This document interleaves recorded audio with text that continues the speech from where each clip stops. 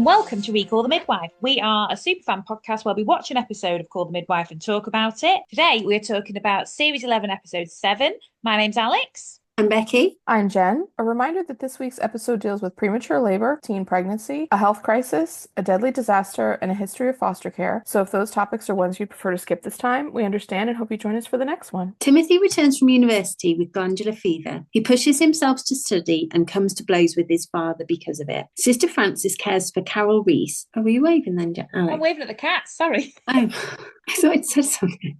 I thought the same thing. I was like, oh, what did she say? Yeah. Sorry, guys. I totally forgot that was like our signal as well. I was like, right, I think I got to come to blows with his father. Sister Frances cares for Carol Reese and her son Dean. Carol is 15 years old and is given a council flat. Concerned that she's repeating old patterns, Sister Frances encourages Carol to get the coil fitted.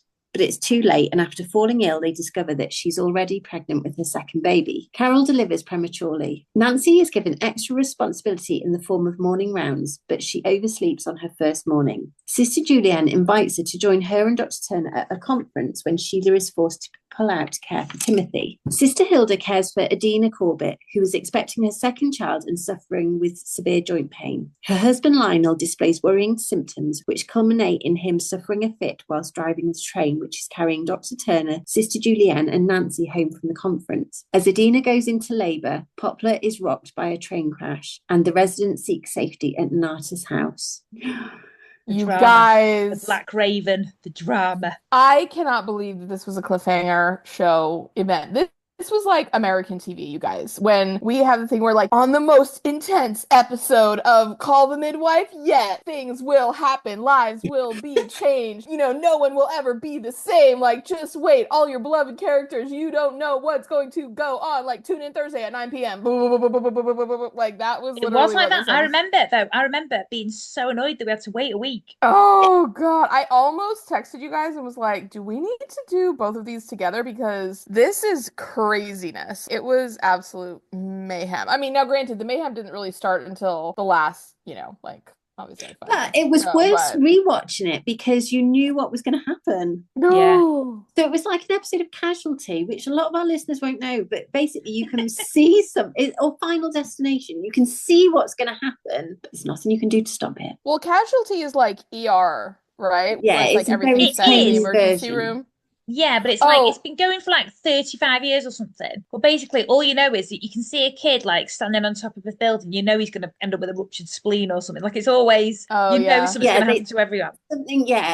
You see the accident happen and then they end up in hospital. So it's like you just don't quite know what the accident's going to be, but you know there's going to be one. Well, shout out to our American viewers or any international viewers that have the capability to get this show. But Noah Wyle starred in a new show on HBO Max this year called The Pit. I've seen it on TikTok. What's it called? Have you watched all of it, Pex? Well, no, I've just watched clips on TikTok. Oh, girls, it is so daggone good. It is so good. I'm trying to find it.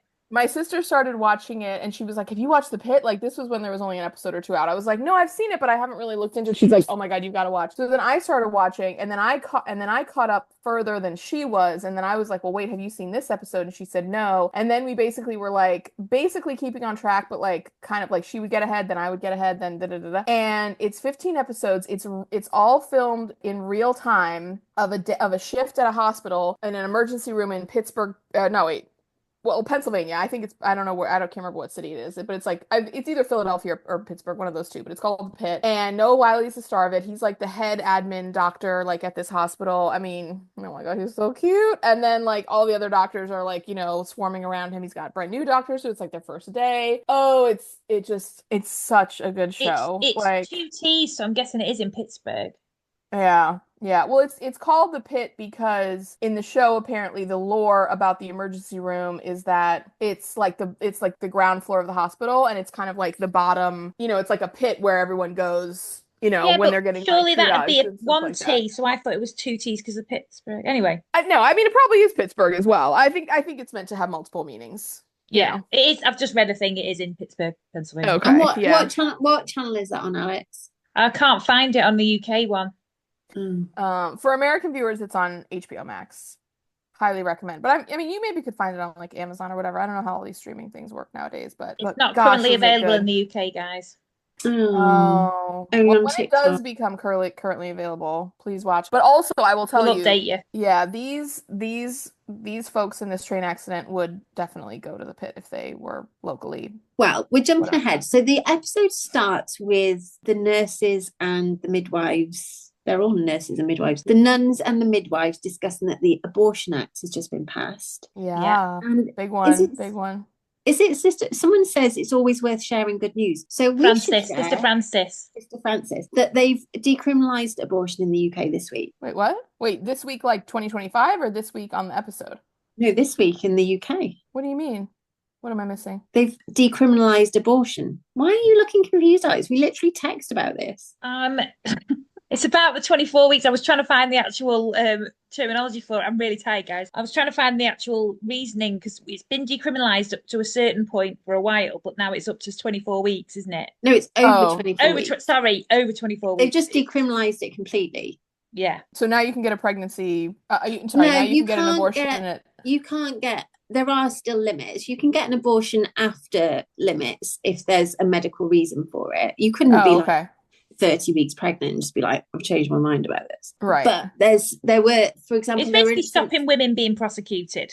Yeah. So for example, there was during COVID, they made it easier for women in the UK to get abortions. So you could just, if you'd found out you were pregnant, you could get the pills to get an abortion at home. Mm-hmm. And there was an example of somebody who thought she was only 6 weeks pregnant, but was actually 26 weeks pregnant. Gosh. Yeah. So she faced prosecution, I think, but I don't think she was actually prosecuted. Huh. But that's the sort of situation. Do you know what I thought when they started talking about that? I knew because obviously the midwives, they would obviously believe in abortions because obviously they've seen so many cases of backstreet abortions and stuff. But I thought it was Sister Francis being a nun being like, about spreading good news. And then also Lucille was like very good news indeed. And they're both very, what's the word? Religious.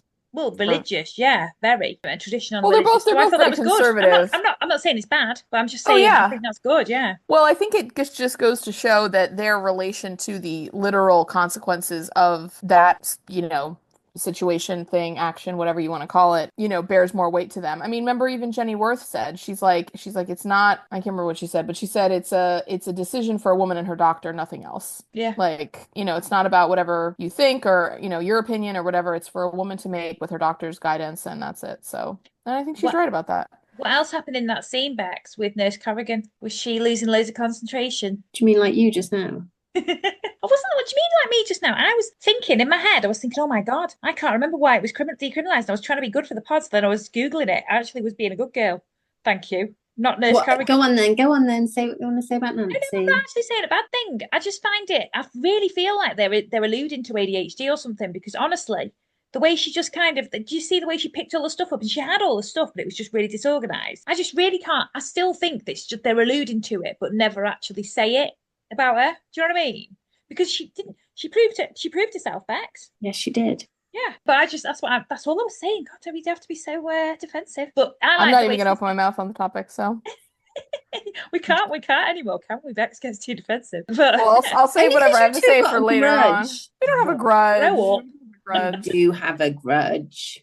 I was up and down with Nancy this week. I was up and down with her. Well, Sister Hilda did something really constructive, I thought, which was to give her responsibility. Yes, sort out the morning schedule. Was worthwhile. Yeah, I think that's a really good idea. But obviously, she did sleep through the alarm, which isn't great. Or did the alarm not go off? Or did the batteries run out? We don't know. Do they have batteries, those wind-up ones? It did go off, but she set it for the wrong time, I think. Something happened. And then Sister Hilda was like, she overslept. The devil's in the detail. You need to actually, check every little thing. Follow through, yeah.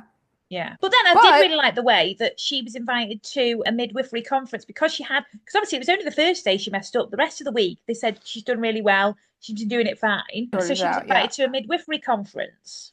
Mm-hmm. Which she was in two minds about because Saturday's her day to spend with Claire. Yeah, which I totally understand. And the way that I did think that it was really good that she did have that conversation with Sister Francis, but before that, she was kind of messing around with Sister Francis. It was Sister Francis, sorry. Her and Sister Francis together, I absolutely love. I think their friendship is fantastic. And like she was saying, oh, you know, they were talking about what's the name of the girl who had the baby? Carol. They were talking about Carol. We'll talk about her in a minute. But they were talking about her, and she was saying she's done with men, and she was like, haven't we all said we're done with men? And then Sister Frances was like, well, yeah, and they just both laughed, and it was absolutely lols. And I just but thought, also like. These two.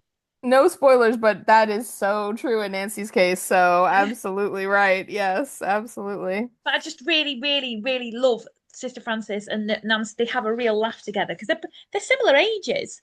Yeah. And I just think it's really ace that it doesn't matter that one's a nun and one's not. Like I just think I really like their friendship. Yeah, they've bonded for sure, which is really sweet to see. Yeah. So anyway, so they have to choose I have to choose what's good for my daughter and what's good for me. And to be honest, I don't think I should have to choose at all. And that's what she was saying to Sister Hilda. And instead of Sister Hilda completely dismissing it and just being like, oh, for God's sake, she was actually like, do you know what? You're right. And she went to speak to her, and Nancy apologized, being like, I was just feeling sorry for myself, you know, and whatever's good for my future is good for Colette. But then Sister Hilda was like, no, you're right. You shouldn't have to choose. And I really dug that as well, Doug. Wait a minute. I didn't from last week. I didn't get that scene. So what do you mean she doesn't have to choose? Or like Sister Hilda meant like you shouldn't have to choose? Well, Sister Hilda was saying, yeah, right, that you shouldn't have to choose what's good for you or for Colette. You should be able to do both. So because she's saying because she doesn't have custody of Colette, she only has a chance to see her on a Saturday. So by giving up a Saturday, she's choosing to either see Colette, which is good for Colette, or go to the conference, which is good for Nancy. Yeah, I understood that part. Yeah, so she should have custody of Colette, so she shouldn't have to choose because she should see Colette all the time. Oh, that's what it meant. Yeah. Well, or it's just like a decision that's not actually it's not really a fair decision that she has to choose between both. Do you know what I mean? But so since Sister Hilda offered to give her Sunday on call instead of Nurse Corrigan, so she was saying on the Sunday, instead of you working on the Sunday because you've been to the conference on Saturday, I'll go on call instead of you, so you can have a day with Colette where she's not at school and stuff. I see.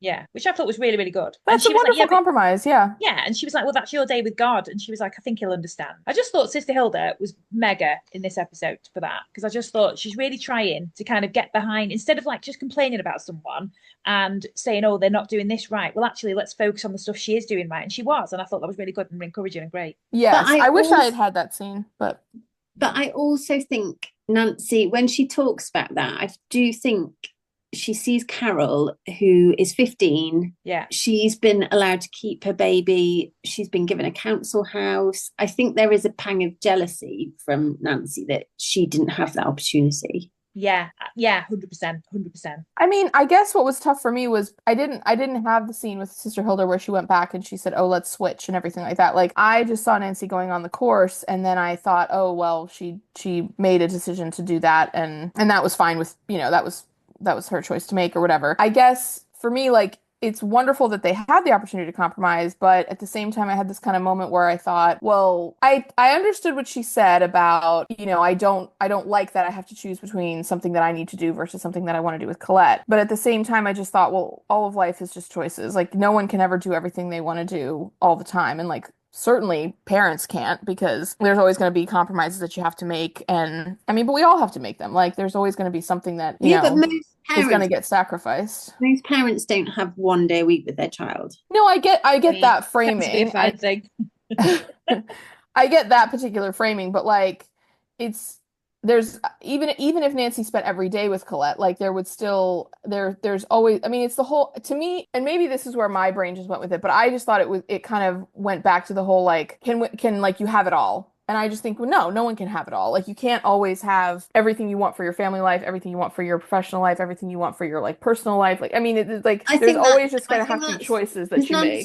Nancy's not in that situation. I think if Nancy had Colette, she wouldn't have given it a second thought about having to give up a Saturday. Okay. Yeah, maybe not. I think because obviously, especially when they're young and stuff, like obviously school and everything's really busy, so weekends are always like quite precious. We've had so many busy weekends, but I know what you mean. Like, you know, it's time, because also she was like really saying it's like, it's not got school, I've not got work, we've not got all this stuff, it's just time us two. Yeah, but if she didn't see her that Saturday, she would then not see her child for 2 weeks. I know, I'm agreeing with you. Yeah. No, I said I get it. Yeah. And you say you've not got a grudge. We haven't. I was bloody agreeing with you. I think you're the one with a grudge, man. Yeah, I think you're the one with the two of us, because we said one thing against your beloved character. Now, all right, so she went to the conference, so yeah. I think we should do the conference last. Yeah, so we should do Carol Reese now. Yes. Okay. So she's the 15-year-old who's got a baby called Dean. I love it. I love that Dean's now a name that's coming in. But she does look so young. She looks so young. She doesn't even look 16. She looks like she's about 12. She didn't. Did any of you have a Dean at your school? I had a load of Deans at my school. I don't remember it. I don't think Dean has made as much of an impact in this country that I've experienced. There's an influencer actually at the moment who's just had a baby called Dean in your country. So it might be a big name coming up. Oh, maybe. So we first meet Carol because she's with her foster mum and she brings a baby in, Dean, and his skin's it's ever so dry. And it's ever so dry. It's ever so Girls, dry. I diagnosed Dean's skin condition before Dr. Turner did. I looked at that little arm, that little elbow cleft, and I was like, I know exactly what this is. I knew it. I'm a sufferer as well. I have eczema, full disclosure. I'm breaking my silence on the pod about my lifelong struggle with eczema, but yeah, I saw that. No, it can be debilitating if it's not looked after properly. Oh, I very much know that. Like, yeah.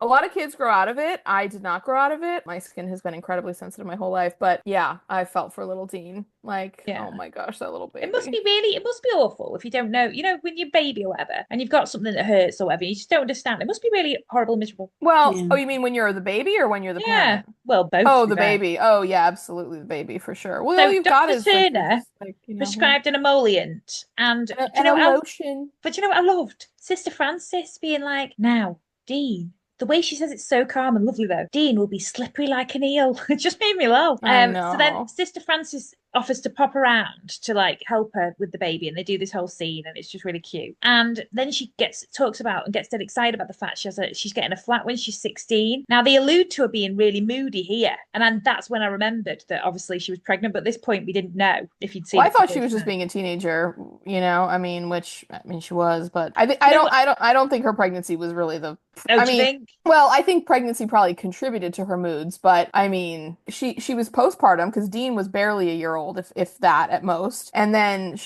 we find out by the end of the episode when she's about to go into labor that she's into her third trimester. Exactly. So she's obviously been pregnant for a while. I was well moody when I was pregnant. So do you know what I really loved? She's so young. I mean, yeah. Did you get the scene where Carol was with a teenage boy outside the flat? Oh, yes. Yeah. And then the foster mom comes out and she's like, "You can go." She basically just threw cold water on him.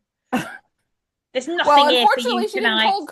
She didn't put cold water on him fast enough. That scoundrelly boy. Oh my gosh. Ugh.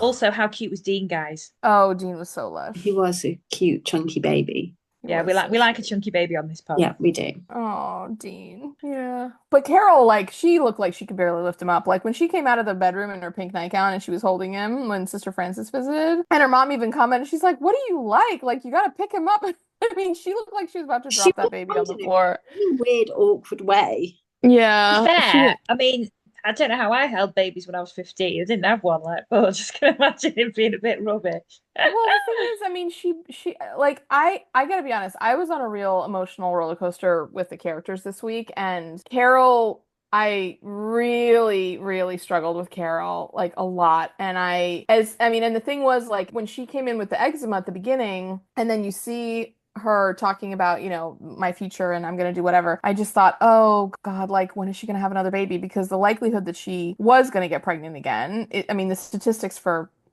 people in that situation are just heavily predominate towards, children coming, kind of quickly and everything. And I just was so worried about her having another one. And then when we found out she was pregnant, which I had forgotten that part of it, I struggled so much, you guys. She was very resistant to getting the coil, which was frustrating but we know why, because she was basically burying her head in the sand. She knew she was pregnant. Well, yeah. And let's just say, you guys have called it the coil, but our vernacular repeats it. It's an IUD. Well, we do call it that now. Oh, do we?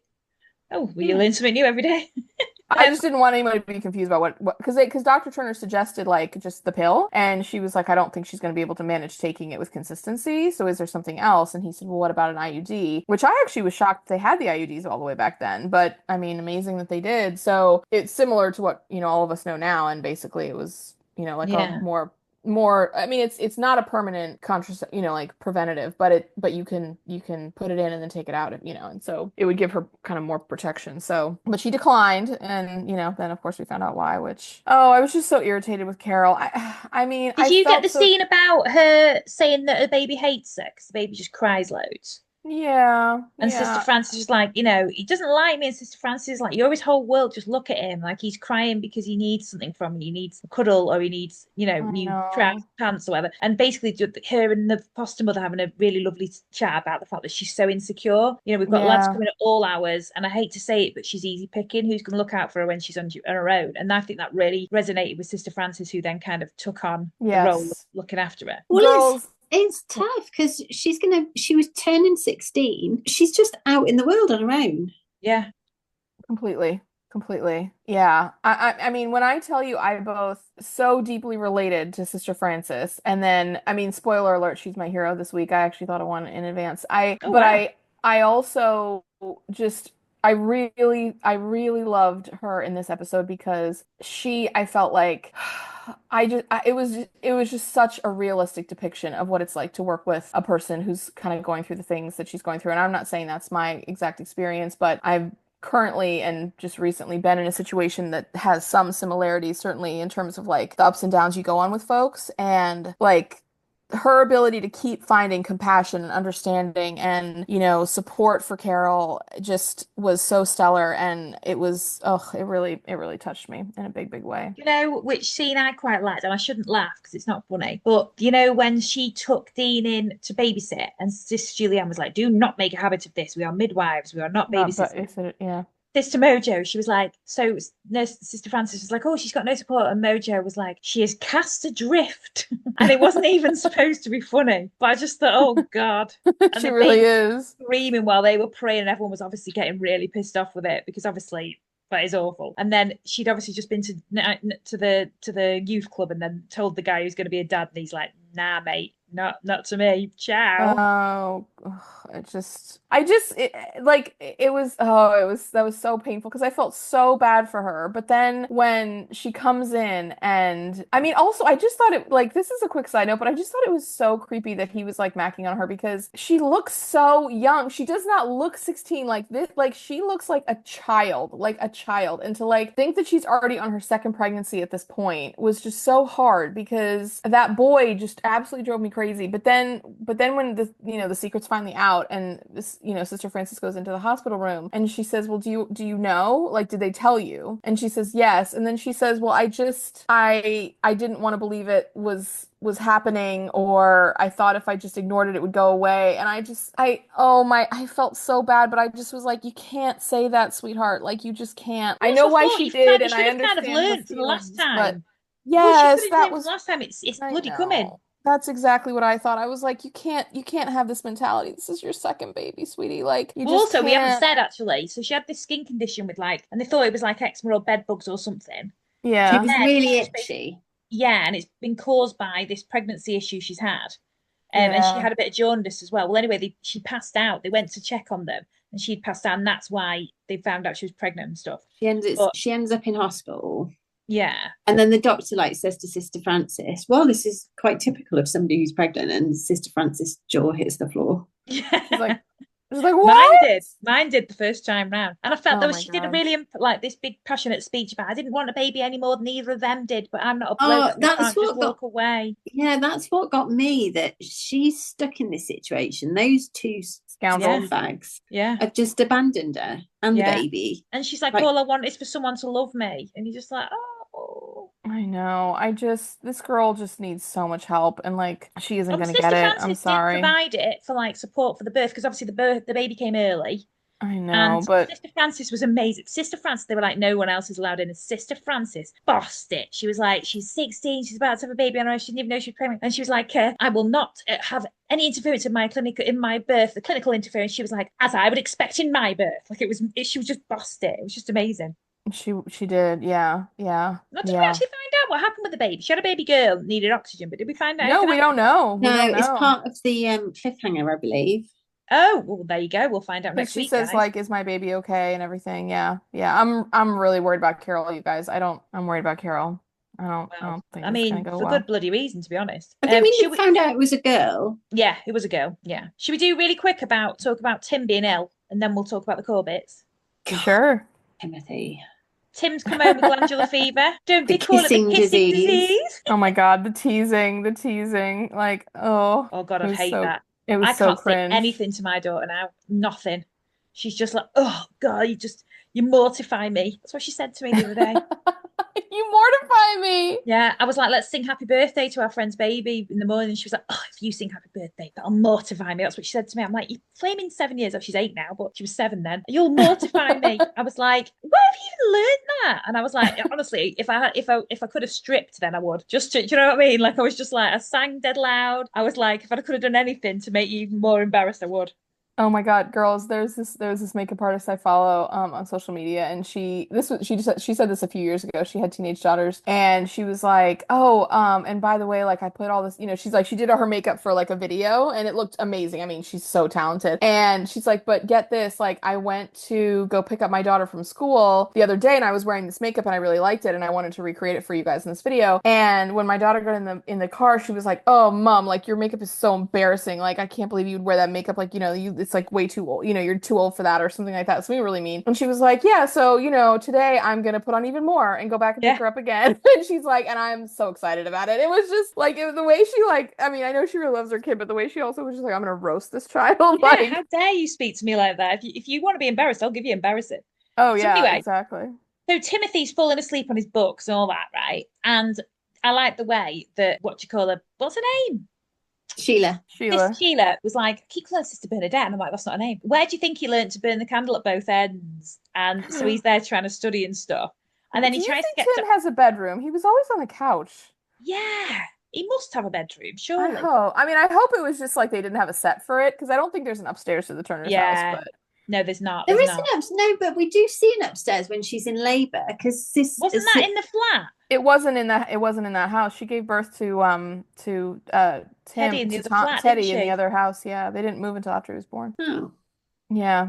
But actually also on the discussion of sets, both Carol's foster home was the flat that we've seen like many, many times. Like I think we even saw it like a week ago with the mom who was abusive that was hitting her kids. Yeah.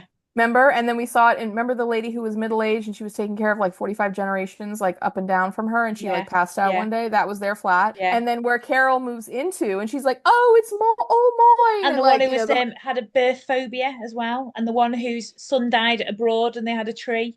Yeah, and the lady who was like hypochondriac and she wanted somebody to help her and like that was that same flat. Like it was just I was like, y'all might need to set dress these a little different or do something different because it's just like looking like very the same. They're all in the same block. They just look the same. That's how they're built. So Yeah, anyway, yeah. so he gets his dad to test him, and so Dr. Turner turned it really cleverly on him about the complications of glandular fever, and it was really good. And he was like, "It's not a competition, Tim," and he's like, "It's my degree. I am not a child." Throwing his dummy out the pram, might add. All you do is interfere, and I was like, "That's a bit of an overreaction, Tim. I know you're ill, but calm the hell down." And really, all Dr. Turner is saying is you need to rest, rest, recover from this. I mean, as we know, that's all I want to be told. Well, but let's just see it from Tim's side though, because I kind of did. I was annoyed by him too, but at the same time, I kind of thought, oh, this makes sense, and it also felt like a very genuine way that a kid of his age would act. Like it but felt they're also very doing it to set up the fact that the end that he's not on good terms with his dad. Oh, of course they're doing it for like a dramatic purpose as well. Yeah. But at the same time, like I thought it did make a lot just as a storyline on its own because I mean, I'm sure that Tim has heard a million like, well, when I was in medical school stories and like, Dr. Turner is like the consummate, standard bearer for medical practice and, and like everyone loves Dr. Turner and Dr. Turner is like this, local hero and he never hears enough about how Dr. Turner blah, blah, blah, blah, blah. And like, I'm sure Tim does feel a lot of pressure at school to perform. And I'm sure it is actually a lot different when Tim is in school versus when Dr. Turner was in school. Well, but Sheila has a go at him for the way he spoke to Dr. Turner. And he's like, "You don't like my hair, do you?" And she's like, "Well, no, I don't, but that's not the point." And actually, his hair is absolutely like there's nothing wrong with his hair. It looks kind of good. Yeah, I think it looks kind of nice. Yeah, I agree. It's giving like 60s like Justin Bieber. You know what I mean? It's like all the hairstyles just keep rotating, just like women's fashion. Like men don't think of like new hairstyles, they just recycle hairstyles they forgot about that come back into fashion. Beards come back, then they don't. Beards Oh, come back, yes. then they don't. Absolutely. So then Timothy's like, you weren't there. And then Sheila's like, he would die for you. And then, but she's like, that doesn't mean you don't need to apologize. It means you need to apologize more. When you say about things come back around, I feel like moustaches are back in. They are. Yeah. Someone at my work has just had a moustache. He's quite young. He's just grown a moustache, and he used to just have a shaved head, and now he's got like this curly mullet that he's permed it at the back. Yeah. So I've been seeing this haircut where men get like really, really, really short on the sides, and then they have a lot on top, and it's kind of like very, it's like it can be like, it's a lot longer on top, like it's 2 or 3 or 4 inches on top. Yeah. But then the short on the sides goes all the way back, so it's almost like a super, super wide like mohawk or something. And then they'll have this kind of like mullet at the back that's like a little bit longer than all the rest of the hair on the top of the head. And I don't get it, and I think very few men can really pull this look off. I've seen it now. Every man under 30. I know. But they're doing it over here too, and they're like, "Oh, do you want to do this?" And like, I mean, there's this one guy I've seen where he's a male barber, and he's always like, "Okay, I'm gonna get you back in the game." I'm like, "Sir, there's no game. That this person was not ever playing a game." But like, okay, like it just, and he gives them all the same haircut, and I'm just so glad I'm not a woman in my 20s anymore trying to date these guys. South Korea. North Korea, not South Korea. You can only choose a few haircuts, can't you? My nephew is 14 and he is convinced that he's going to grow a moustache and then grow it into a curly French moustache. I mean, I'd like to see him try, if I'm honest. That'd be ace. Oh yeah, he's working towards it. What's his beard situation? Does he have facial hair in a strong way, or is it just the fuzz? He has nothing at the moment. It's just his plan for the future. Does he have that mullet haircut? No, he doesn't. He should get that. I was about to say that's probably in the next 6 months or so. Yeah, exactly. Once it trickles down to his school. Shall we talk about the Corbetts? Sure. Yes. So we've got Adina and Lionel Corbett, who this is their second pregnancy. Now, Roberta, how old do we think she is? About 10? 10, yeah. 10 or 11. Something like that, yeah. Yeah. And Sister Hilda's dealing with them. And so basically she what I can't remember what the condition was called, but basically her pelvic pubic joints. Yeah. Oh, she basically Did you have really that, Al? I didn't know. I had sciatica. Although actually the last like week and a half of the pregnancy, all your joints there and around your pelvis and stuff all start getting really loose and hurt a bit weird. It's all really weird because obviously it's getting ready for birth. But she's got it very painful. I had a couple friends. One of my girlfriends, she was pregnant with her first daughter, and she got to a certain point in her pregnancy, not that far along. I want to say she was maybe like halfway through, and she was like, I'm starting to have this pain and just discomfort, just feeling off and everything. And so she did some research and talked to her doctor. And the next time I saw her, she had found not the same that his sister Hilda gave, but basically like a modern version of, like a girdle that like just, basically holds everything back together for you because it's all just kind of like flopping out because everything's getting so loose and stuff. And she had to wear that for definitely the last trimester for sure. Yeah, she was always trying to find ways to make it not. Oh, I think it's very common because I mean I've even seen I think other friends of mine have had it. I've definitely seen people on social media who are pregnant talking about it, like, oh, I've gotten to that phase. Like, if you have any good recommendations, like help me find a thing that works or whatever. And it's trying to find something. Case, Mrs. Corbett. And when she hardly ever had to wear it because I mean, basically, by the time she got the girdle, she was like 2 weeks away from giving birth. Yeah, and when Sister Hilda was around at their house, and it was a lovely house, when she was around there, checking on her, her husband came in and she was complaining about him always getting headaches. She's like, he needs new glasses, and now he was a train driver. Note that for later. Mm-hmm. And so anyway. So there was a point where she thought it was going to go into labour, but she didn't. They rang Nonnatus House, but Lucille came and it was no baby. It was just a false alarm. So then, do you know what really annoyed me though? She had a conversation with her husband and he was cooking rice, and she was like, "Keep your eye on the rice." And then he just sat down and they had a big chat, and I'm like, "Keep your eye on the rice." I couldn't figure out what was going on with this husband. I can't cook rice without boiling over or leaving it and it going to. Anyway, that's my own. Remember our friend from uni cooking it without water when we first went there? Oh God, I do remember that. We were all just, even like at 18, we were like, what? Like, I just remember. You're at university, like. Like, we all were like, are you okay? Like, what happened to you? Like, where did you come from? Like, it was a very, like, I just remember all of us were sat there like, huh? Like, we just couldn't We're like, wait a minute, what did you do? Like, we couldn't get it. So Roberta then knocks on the Nonnatus house because obviously there's been the false start and all that. So she knocks on the Nonnatus house, and it still actually wasn't that she was in labour. She was just having horrible pains. They didn't know if it was pregnancy, not pregnancy pain. It's all pregnancy pain. They didn't know if she was going into Braxton Hicks or whatever. But they were just like, "Look, you're just not getting any sleep. You need some rest." So she was booked into the maternity home. Yeah. And the husband was really worried. He's like, "Why are you here?" And she was like, "Just for rest." And he's like, "Oh, cool." I thought it was going to be this big thing. And then he was like, "Oh, well, what are we going to do about Roberta?" And he was like, "Oh, it'll be fine. We'll just leave a key and string inside the door for Roberta, just like a proper Poplar child." Right. Now, then, straight after that scene, the Black Raven was back. And Sister Monica Joe looked worried. Yeah. So then she goes into labour and they're like, "Oh, we've rung and your husband's train's on time and it should be at Liverpool Street shortly." Dun, dun, dun, dun. Foreshadowing. Yes. So now, in the meantime, the conference happens. And the conference is in a really weird place, isn't it?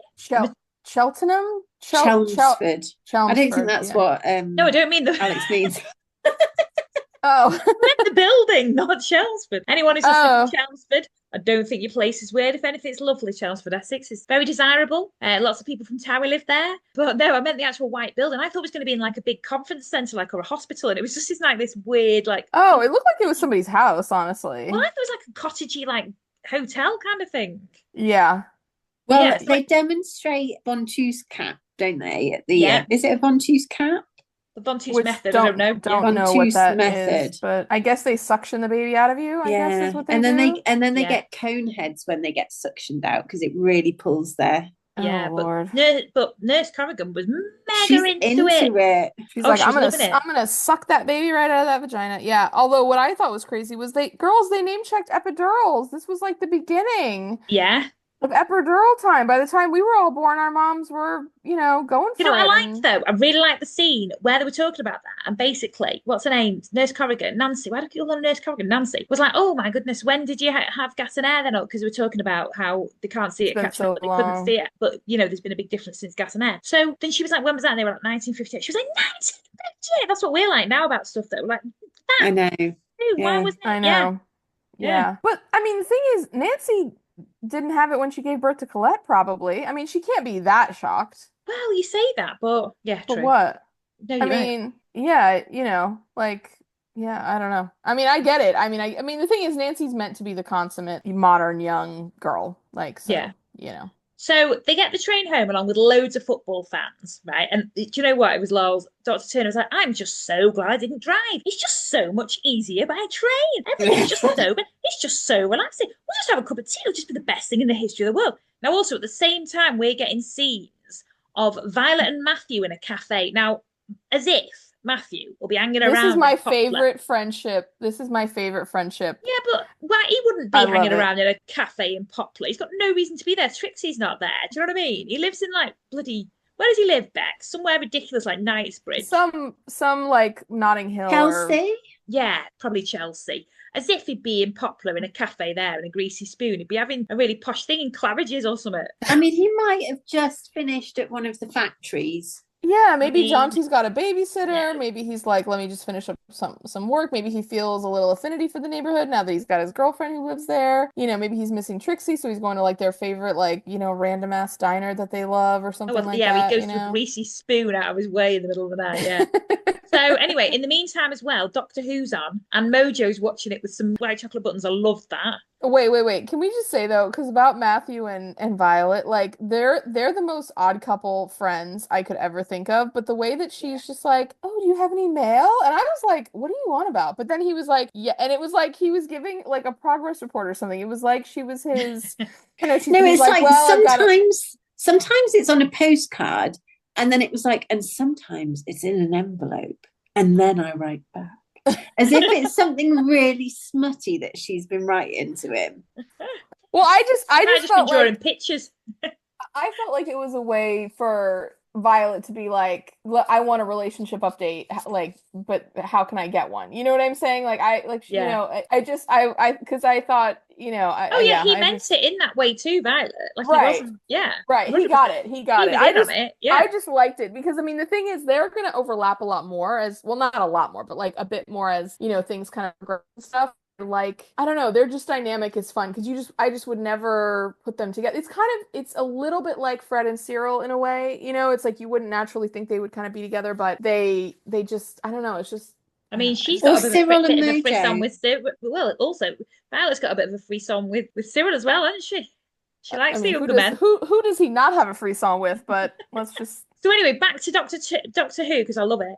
I don't. The Turners were also watching it on a sofa, all the little kids. So they're basically just showing what's going on in each household, weren't they? And everyone's just chilling out on a Saturday night. They're just having a regular night.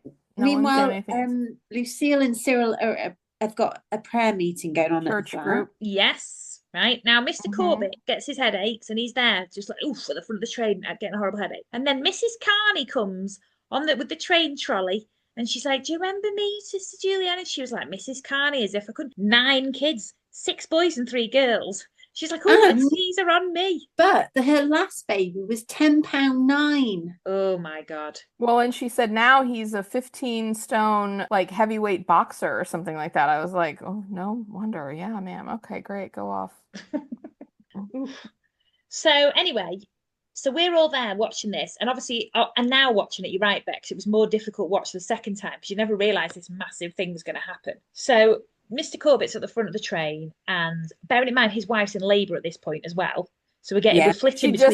She just started. Yeah. So that's the other thing. Like, it was quite a hard episode for us to talk about because they're all flitting between the scenes. So I think, but guys, we've done really well here. So to culminate in this, so then Mr. Corbett starts fitting on the train. Right. Oh, and it's terrible. It kind of had a fit earlier in the episode, but it was one of sometimes people have fits where they just become really fixated. Yeah, they zone out. That's a better way of saying it. Yeah. So he was like walking out the building. Can I just say though, like, it made me mad because this man was clearly having some kind of a health crisis the whole episode, and every time his wife was just like, oh, just get your eyes checked, like, like he was like, I keep forgetting things, and she's like, I know, but you always forget things, like even when you were a kid. I'm like, ma'am, come on now, like he was just getting like dismissed all the time. Yeah, but Jen, you say that, but honestly, I was frustrated by it. Yeah, but they're always like, oh, I've got this, and you're like, you've not. Like, do you know what I mean?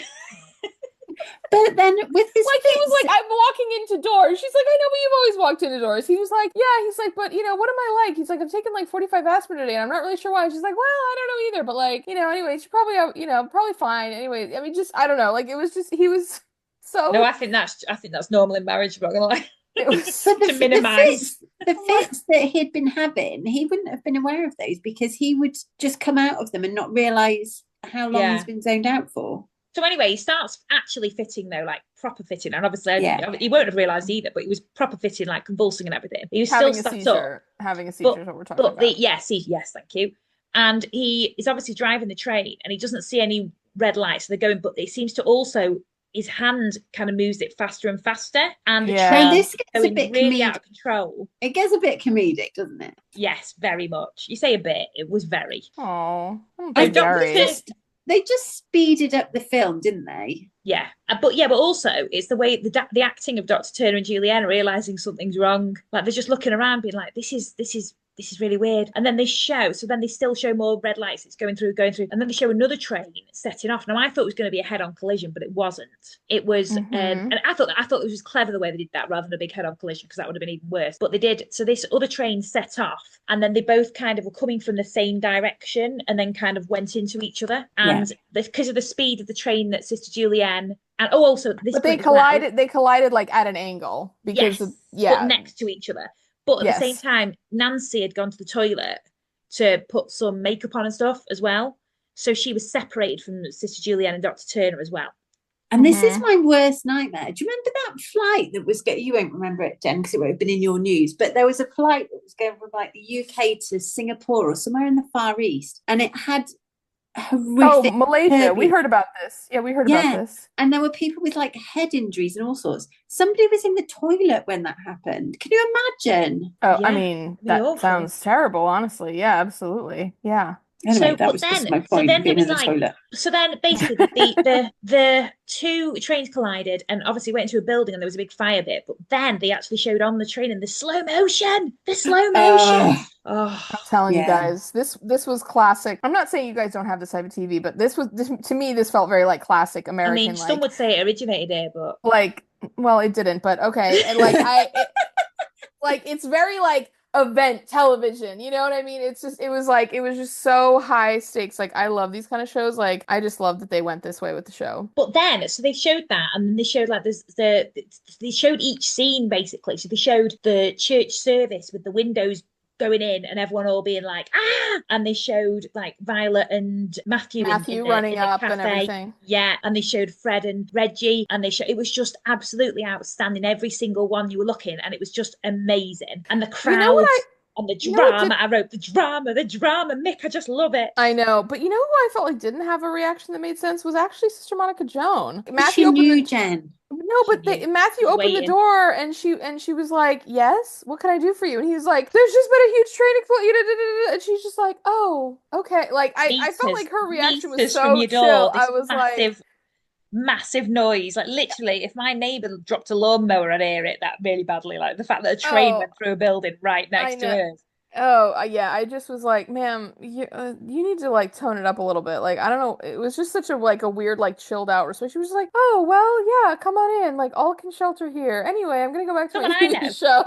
There was a gas boiler exploded in Wigan or something, and someone I know lived like 4 miles away from it, and they literally could hear it and feel it from their house. So like, oh God, yeah. You know, there's no chance she wouldn't know what was going on, or the Turners or anything, like something like that you'd hear. Yes. I mean, maybe not the Turners, because I feel like the Turners like are in like a little bit more of like the suburbs kind of vibes, but yeah. No, I don't think they're too far. Not that far, but I mean, they're farther than everybody else is. I mean, like when they did the wide shot of the train impact after we saw the overhead shot of the train impact.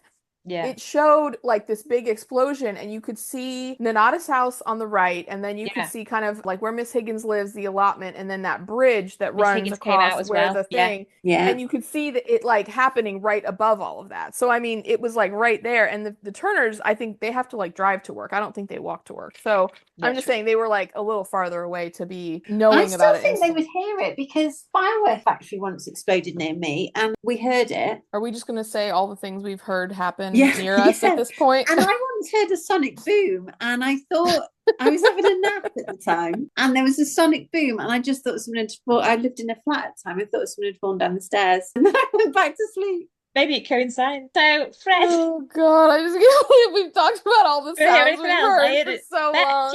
Jen, I heard a dog barking once, right? Yeah,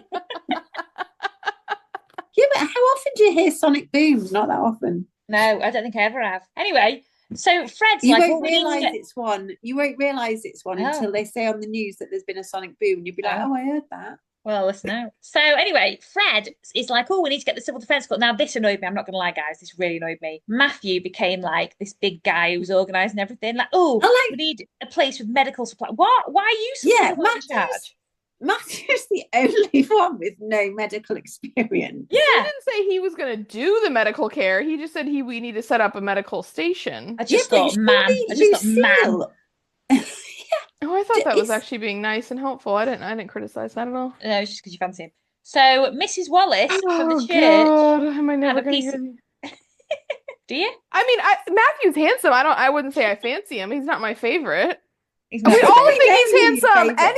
Any person with working eyeballs that's attracted to men thinks Matthew's handsome. I'm sorry. Very true. Like I just don't want to hear it about how like, some craven wanton like woman who's just salivating over every single person in this freaking show. You're right. I'm sorry. It's only Cyril and Jimmy. I know I love Cyril, and I know I talk about it all the time, which by the way, I had barely mentioned it today. This is the thanks I get for still time, listeners. So anyway, Mrs. Wallace had a piece of glass in her eye, and Cyril was like, "What's up?" And she's like, "Oh, I can't really see." And then he's like, "Ugh, put it away." He was like, "I think you have a piece of glass in your eye," and I was like, "Oh no!" If you can see that from where she's at, and like the way that they did it, it just looked like her eye was really red, and I was like, "Ooh, like that's gonna be bad." So they all traipse into Nonnatus House as like the place where everyone should go, which is fair, great, right? Which they should have, yeah. But then Matthew takes charge again, even though it's not where he is, and he's like, "So there's been some sort. I think we can all agree there's been some sort of collision." And you're like, "No, really? Do you think?" Well, again, Sister Monica Jones sitting there like, "What?" Like she's like, "Can I go back to my show? Like this isn't a really exciting part." So then Matthew's like, "Officer, what information do you have? And then the officer's like, I don't know anything. Yeah, he's like, I think there's been some sort of train crash. And you're like, do you think meters from where you are right now? And then Miss Higgins is like, oh, our colleagues are on that train. And then cuts Which to was Nancy, so insane, but frantically searching for Dr. Turner and Sister Julianne. It was so high drama. And I did feel bad for Nancy then. I was like, oh, that's terrible. And then she was getting dragged away by football fans, and then she kept trying to go back like a cat trying to get into a door. Like it was just, it was really so high drama. Like I'm not doing it justice. It was brilliant. Yes, and it really was like so tense. Like honestly, the fact that because it happened so into the episode, I just thought, even though I knew, I was like, this is gonna be a two-parter. I knew that already, but I was like, it can't just stop here. It can't just stop here. We have to keep going because then we see inside the train car. So like Nancy comes out. She's kind of like banged up, like her hair's all kind of messed up. She's got some like, soot on her face or whatever. And all the footballers are wearing matching sweaters and scarves and hats and everything like that. And they're like, come on, love, like trying to pull her out of the train. They get her out. But then cut to the inside of the train car where all of them are, like Dr. Turner and Sister Julie and everything. And the lady who gave birth 15 times, her arms were so burned. Like you could see it. And her scene was when like her hot tea cart thing like fell on top of her. And I was like, oh no. That was horrific. And then Sister Julianne was like really dramatically like draped over like the broken table. Like we all know what's going to happen to her. And then Dr. Turner. I don't know what's going to happen to her. I can't remember. And then Dr. Turner is like, he has the best of the group, like, because he just looks like he just fell into the aisle, basically. Like, I mean, he's going to be banged up too, but like, he doesn't look injured the way that everybody else does, or potentially does. But the inside of the train car is like we don't know what's happened to them. They kind of leave it there, and we're like, what? And then the next bit where they're showing it is like next week, that bit.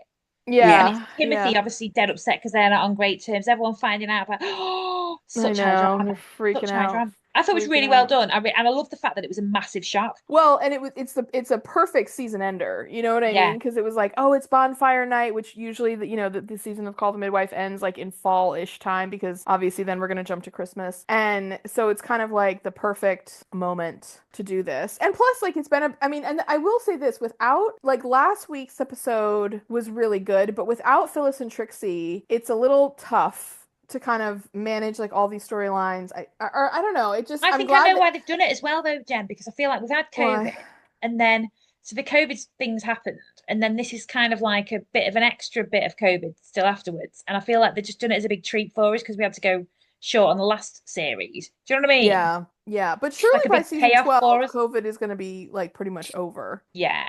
I think so. And I'm ready for it because I'm so tired of all this.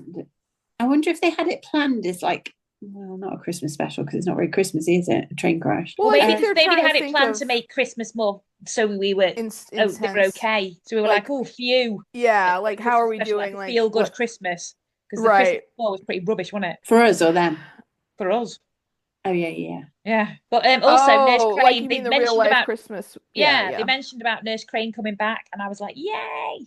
Oh yeah, Nurse Crane is now in Kent. Yeah, does Trixie come back for the Christmas special or does she come back for the new season? We'll have to find out. I can't remember at this point. Yeah, it was very, very, very dramatic. Yeah. It was good though. I liked it. It was brilliant. It was really good. I will say, I think for me, even though the train crash was such a big set piece and so much of like a cliffhanger, like stunner ending, the episode for me was much more gripping about, I don't know why, the conversations between Francis and Carol really got to me, and then the fight that Dr. Turner had with Timothy also really got to me. Like I kind of felt like, I don't know, I put myself in Dr. Turner's position because I think I'm just my stage of life and whatever, but at the same time I kind of thought, well, Tim, yeah, you're right. You do have to just be allowed to like go off and do what you're gonna do on some level, and like you do have to try, try it. Make your own mistakes as well. Yeah, you got. I mean, he was right. Like when he said, you have to let me fail, like, or you have to let me have the opportunity to fail. Like if it's a failure, it's because it's my failure. I thought, yeah. Actually, but he's also a doctor and he isn't resting when he's supposed to. Do you know what I mean? He's just going to prolong his illness. Like, just rest, get over it, and then. But the thing is, like, doctors are the worst patients. Like, we all know that. Like it did remind me of me. Not that I'm a doctor, But like my dad burns the candle at both ends and he's his own worst enemy. And I am just like my dad. Yeah, Like you I can are. see it in myself and it's really annoying. And like I think I'm better than him because, well, I am.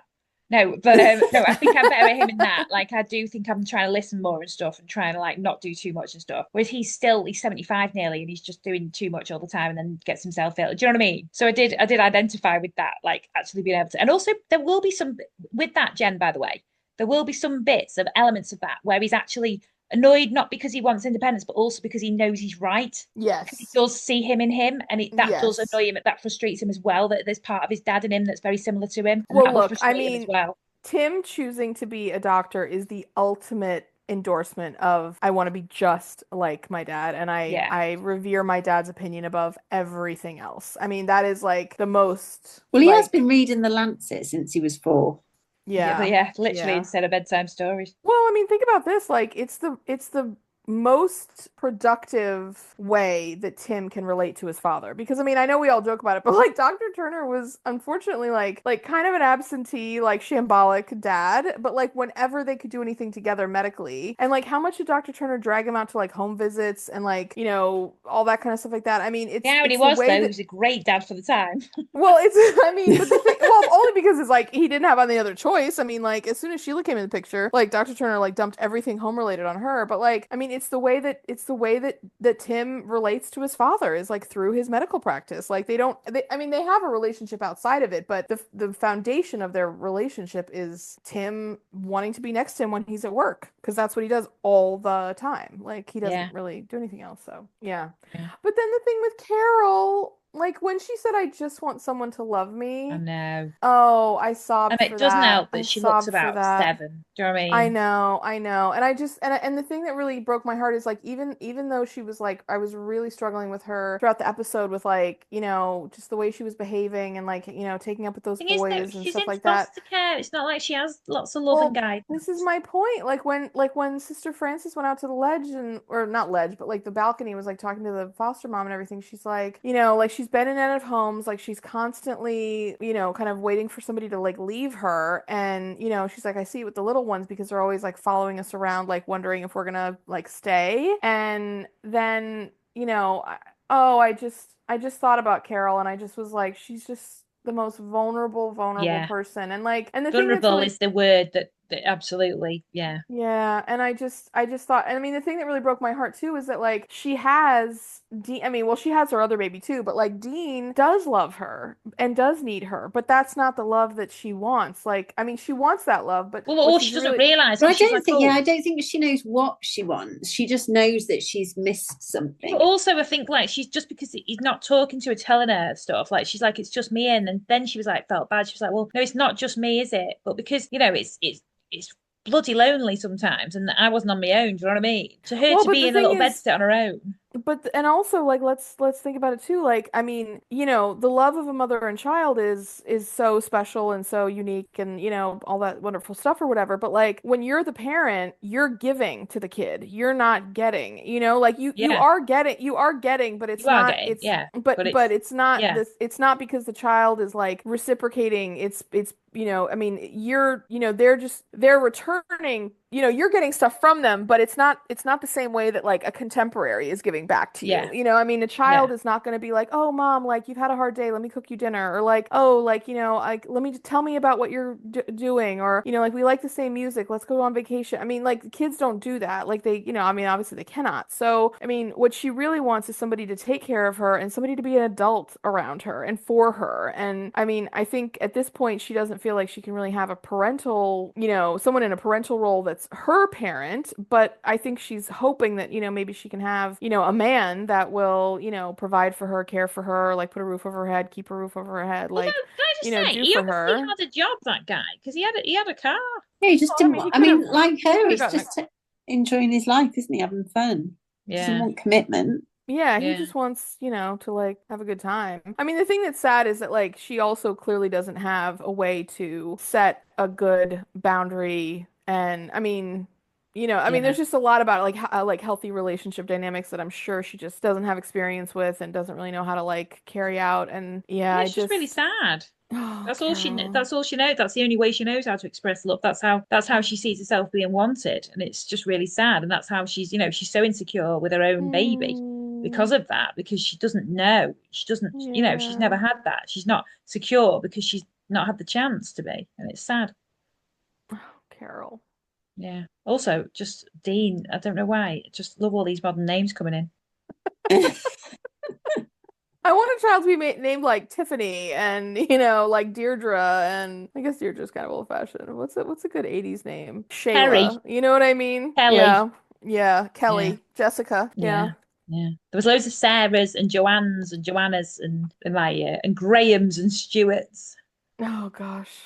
Yeah. What names did I have growing up? I mean, I grew up in such a Claire's was a big name for us. Claire, yeah. Claire. We didn't have many Louise. Claires. Louise, yeah. We had some Marks. My next door neighbours were Louise and Claire. Kelly and Jessica. I mean, obviously my name Jennifer was popular at the time. Alex doesn't have a popular name. I don't mean that like Alex doesn't have. Alex has an unusual name. Yeah, we don't talk Oh, about your won't reveal her. original. I'm Yeah. not going to do my big reveal. No, I do have a different first name, but I've never ever been called it. So it's just on me like birth certificate and stuff, and it's annoying. Yeah. Yeah. Only people close to you can know your real name, just like Fergie. Yeah. Yeah. Did anyone else got anything else to say about the show today? Oh, well, I know they didn't spend much time on it, but it seemed like Lucille and Cyril were doing better. Yes. Like they came out of the shops and they were kind of like holding hands and like laughing like they were leaving for the day, as if they were going to be just like having a normal day. And then at church they did seem better. I mean, Lucille just seemed a bit better. So I just wonder how that's going to play out because now I'm wondering I'm just going to say that. I'm just wondering how it's going to play out. I'm kind of curious. Well, we'll find out because we're going to carry on. And Reggie's back. He Oh. was on a break, but he's back, so he's gonna Yeah. pitch in. What else is going on? Oh, the part about Sister Julian talking to Sister Francis about when she babysits Carol's baby, and she says you're a midwife, not a babysitter. But then she also says, listen, like where is she? Because Carol hasn't come back yet. And Francis goes, well, I don't know, but I just worried about her, like she doesn't have anybody or whatever. And she says, but you have to have professional boundaries. Like I know you care about her, but you have to have professional boundaries. Which is true, but at the same time, poor Carol, if she didn't have anyone, have her doing that, she'd never be able to go and get dumped by that man. I know, but it's just so hard. It's like, where do you draw the line? You know what I mean? Like you want to be also, caring. to be fair, she did have the foster mother, so maybe she, like, just because she didn't live with her anymore didn't mean that she might not be able to help her. I know. And I do hope that like there's some talk about, getting Carol connected to like social services and, just some things to like help her. And I know Sister Francis said like you have to get out and join like, oh wait, no, was that her or somebody else? No, it was her about making yeah, friends. like making friends and yeah. So We'll see. That's all. Shall we do heroes and zeros then, ladies? Yes. Do you want to go Should we first? let Jen go first? Oh yeah, Jen, you've thought of yours. Oh, sure. Okay, my zero is gonna be, I don't know if we ever knew the boy's name, but the horrible dastardly boy that ditched Carol. Yeah. Do you know what? You've taken both of my heroes and zero. Oh no. Oh, fine. well.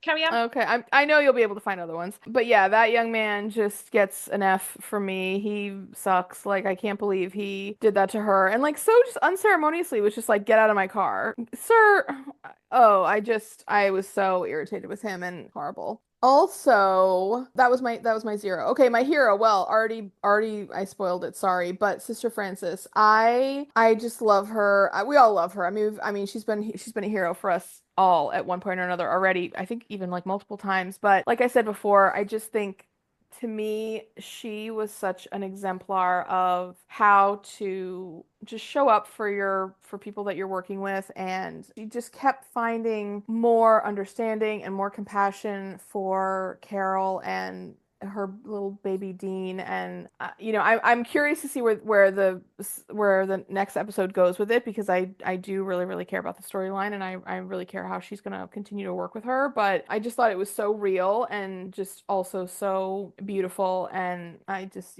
got a lot from it. So love her. Thanks, Tim. My zero is going to be Timothy, because I just thought it was an overreaction. I know, yeah, he is right. It's his degree to fail. I literally just think he wasn't well. He was studying too hard. I think they just really wanted him to have a break so he could get over glandular fever and then continue studying. It just didn't need the drama that Timothy brought to it. Yeah. I think there's a lot of other stuff that Timothy was bringing into it. So that's my 0. And then my hero is going to be Sister Hilda for, sorry. It's the curse of going last, I'll tell you that much. For stepping in for Nancy. Yeah. And for, for that. She was great. She was absolutely great. My 0 is the Raven, because if the Raven wasn't there, the train crash wouldn't have happened. Oh, twist. But also shout out to the boiling water, because that is a horrible, horrible injury to have as well as the train. Oh, like, do you know what I mean? The train crash as well as being knocked about and that. So yeah. And then my hero is going to be the foster mother for batting all these boys off. But it was too little too late, but she didn't know that. But yeah. She was trying. Yeah, batting all these boys back off, which I really appreciated. So yeah, and I thought it was a brilliant episode, to be honest, because that drama, my God, I remember happening at the time and just being absolutely, oh my God. Well, and also that BBC thing with the Oxford thing, we spoke about it on that, being like, the train crash.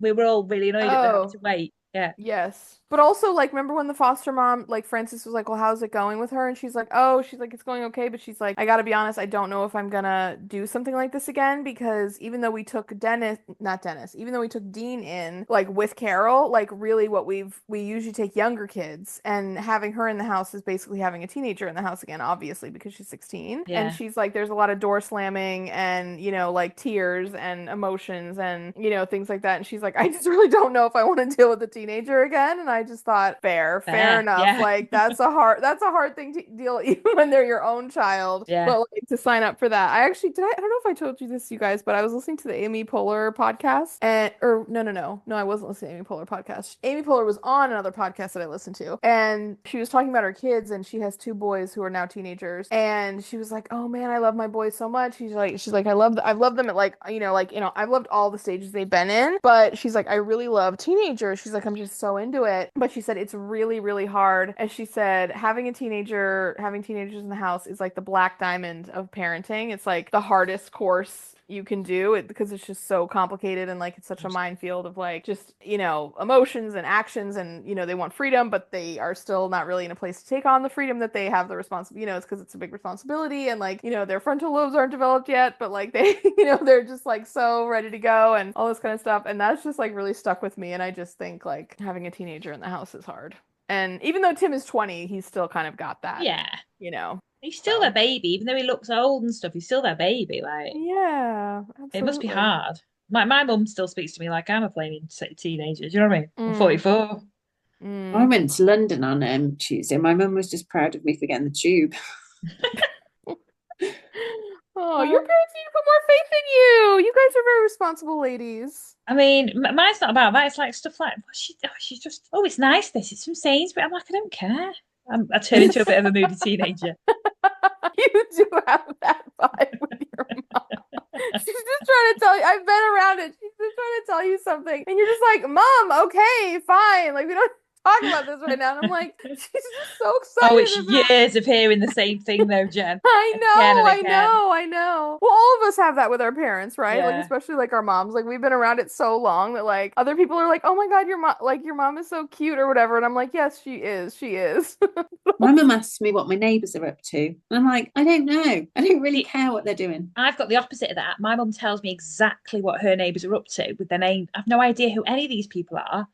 I'm like, what? You know what I mean? I've not got enough capacity for my neighbours, let alone yours. I know, but parents love knowing about neighbours. Yeah. Like, yeah, my mom will tell me about our neighbours, and I'm like, oh, that's nice. Okay. Yeah. It's like, I'm like, okay, well, good that we have that going on then. Thank you. Yeah. So this lovely grumpy podcast was brought to you by. I'm really tired. I've been to Harry Potter World with my daughter for her birthday, so I'm just really, really tired. But it was worth it. But yeah, so next week we'll be more high energy, won't we, guys? Yes, we will. Probably not. Let's be honest. Well, something's going to happen in the next 7 days, and it's going to tear our energy apart once more. So good luck to everyone for sticking with us. We always try to pull it out and have a good attitude. Yeah. But it was a great episode.